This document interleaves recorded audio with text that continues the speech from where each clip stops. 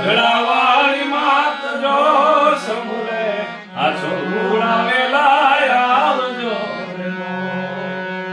કે આઈ તમે માતાજી તમે હવે લીધા ઉપદેશ જો આ સરખે મારગ ચારણ હાલવા એ આઈ 108 મિલીપત્ર લઈને એમ કે સોનભાઈમાં આરતી ભગવતી પૂજા કરે પોતાના માટે નહીં આપા સમાજના માટે દીકરા માટે કે આઈ તમને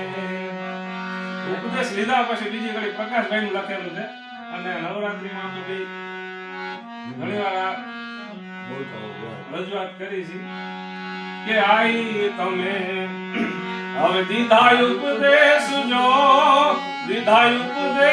જો યા સરખે મારગ ચારણ હાલ્યો